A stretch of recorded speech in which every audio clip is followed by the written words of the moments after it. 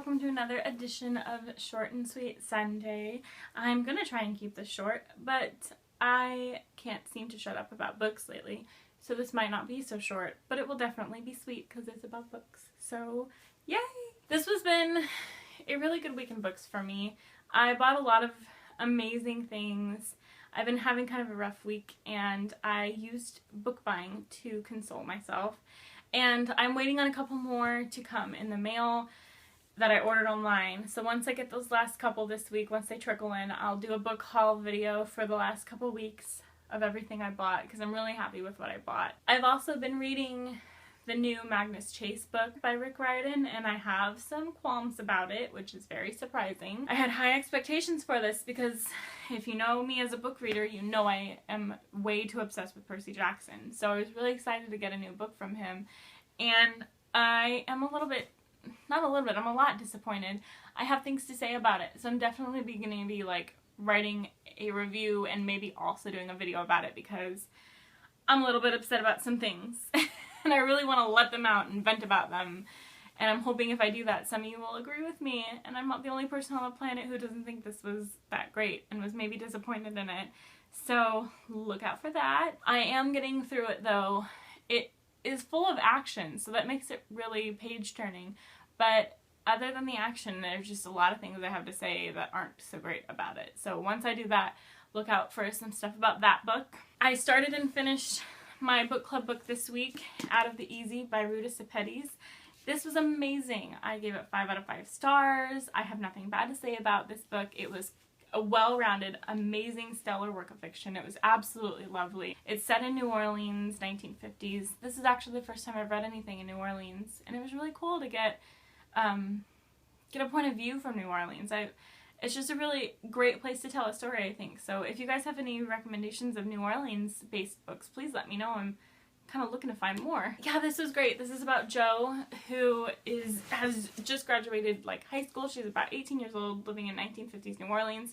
She has grown up in a brothel. Her mom works in a brothel, and she's always grown up there. She's always lived there. And this bad man, Cincinnati, who is a mobster, comes into town, and he is just like this absolutely horrible man who does horrible things, and his mom, Jo's mom, is infatuated with him for whatever reason, and so some bad things start happening once he comes into town, and this book revolves around the sort of chain of events that happens after that. And Jo has this desire to leave and get out of this dirty place that has kind of made her have a crappy life, and she really wants to get out of that and get out of the shithole that is her horrible life, but at the same time she doesn't want to disappoint the people who have been good to her, like Willie, who is the madam of the brothel that her mom works at, and actually Jo works there too. So she doesn't work there like the way her mom does. She's not a prostitute, but she works there like cleaning and cooking and helping Willie with her accounting and stuff. And she also doesn't want to disappoint Coke, who is the chauffeur for Willie. She also doesn't want to disappoint Patrick, whose family owns the bookshop Jo works at. They're very close. They've always been close. Patrick and his dad Charlie took Jo in, so she feels an attachment to them, and she also loves books, and she loves that they let her work there and help run it, basically. And Jesse, who is her swoon-worthy friend, he is wonderful. So she doesn't want to disappoint them, but she really wants to get the heck out of there because she has a lot of potential. She's super smart, super strong, and you always root for her in this book. Like, this is just, she's a wonderful character. She's like nasty when she needs to be, but it's a good, like, you want her to be strong and tough and nasty to those people. But she's also got a really good heart. She can't seem to let go of her mom, even though her mom treats her like absolute shit. Her mom like steals from her and hurts her, and basically it feels like doesn't want her to be alive, but she won't like let her go. She won't cut the ties from her mom.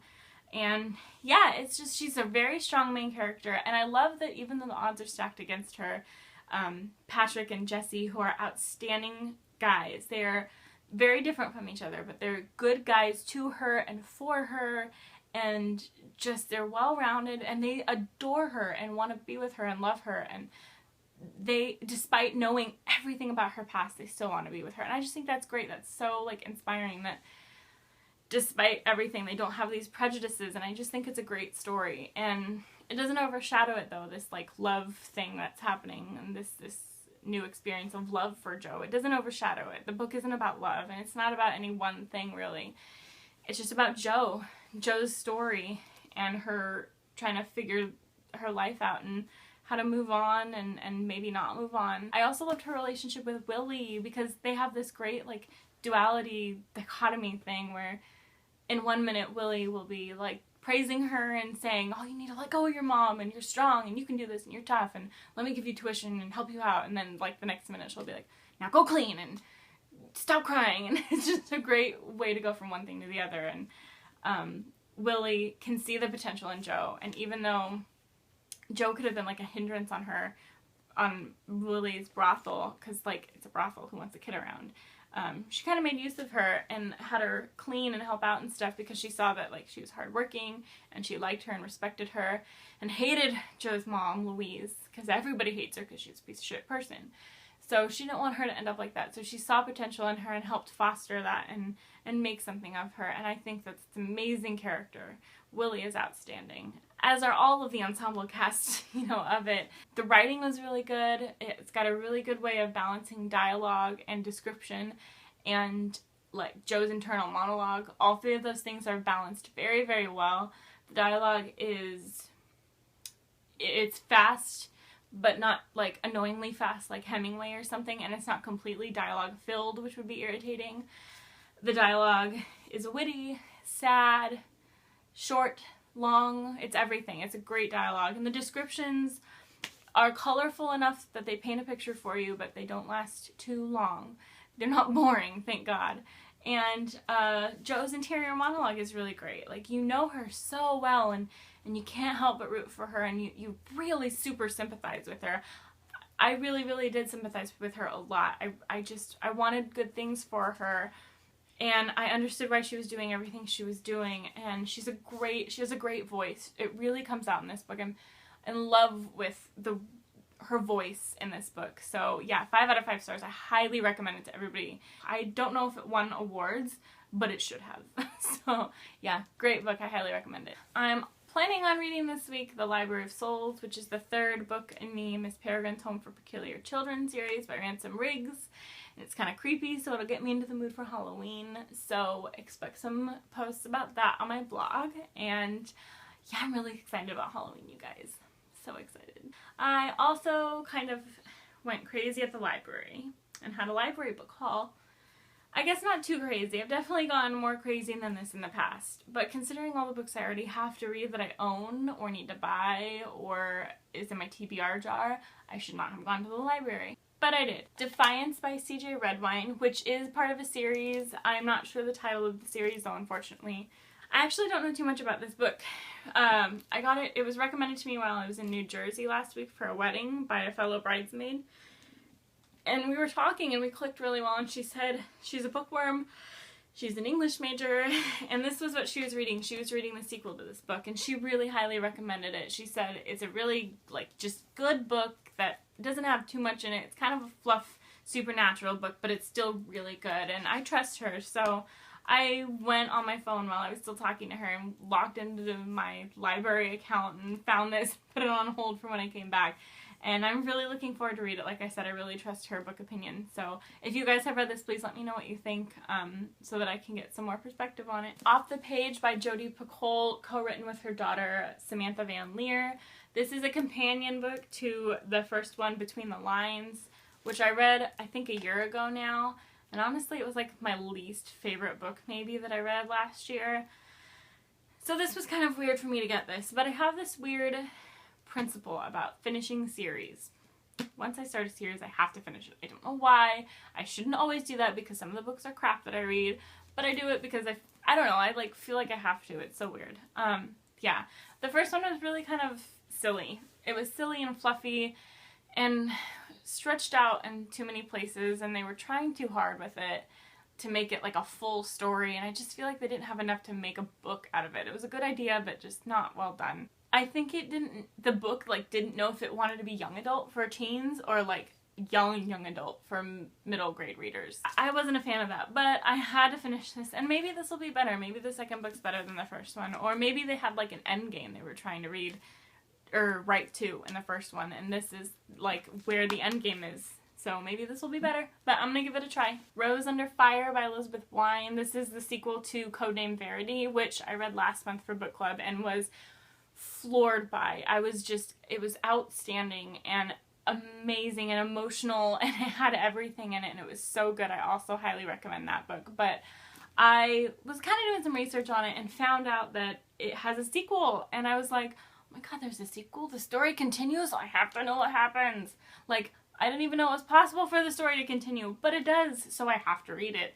And I'm not quite sure about it. I haven't heard anything about this book, so I didn't really want to buy it and spend my money on it without having heard about it. Also, like, Codename Verity was just so good. There's no way that, like, a book can top it, or this book specifically can top it. So that's also another reason I didn't want to spend my money on it. But I'm really looking forward to it. I trust her, and I trust her reason for writing a sequel book, and I'm very interested in it, and can't wait to get it started on it. And last but certainly not least from the library, Heir of Fire by Sarah J. Maas and Queen of Shadows by Sarah J. Maas. This is long overdue. I started Heir of Fire like in May, I think, but got distracted by other books and life, and I don't know, maybe I just wasn't super into the story or something.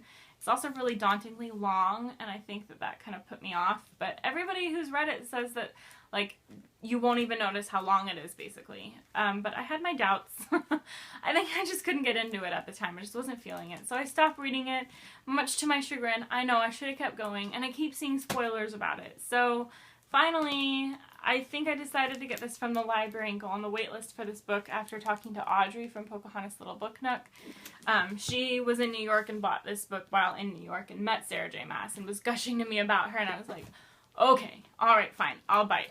I'll do this one. And I did. I went on the wait list for this one, and I thought, well, I might as well since this one's already out. And there was no wait list for this one, miraculously, and I knew it was a sign from the gods that I had to read these. I'm really looking forward to this. I'm hoping I can get into it and learn more about the characters. Like I said, I've been a little bit spoiled by Tumblr, but I don't know everything that happens. I don't know some major things that happen, I think. So, yeah. I'm ready for this roller coaster. I'm prepared. I say that, but I'm sure you guys are going to tell me I'm not prepared for it in any way. But yeah, I'm really excited to get back into these. So, oh my god, wish me luck. And that's it. Let me know what you guys think of the books I've read, if you've read them, if you want to talk about them. I love chatting about books. And like and subscribe to my videos if you want to see more. Give me feedback too. I love feedback, negative or positive. I like to know what to do, what you guys think of what I'm doing, what I should do different, what I shouldn't do. So let me know. You guys, it's fall. It's almost winter. It's time for, like, sitting by a fire and reading all the books, and just stay indoors and read all the books and grab a blanket and cuddle up and read all the books and grab some hot cocoa, which I don't have, and read all the books. So I'm going to be hopefully reading a lot because that's what cold weather's for. So give me recommendations on books you just love gushing about and love recommending, because I love hearing what you guys love. So do that so I can read all of the books. Happy reading.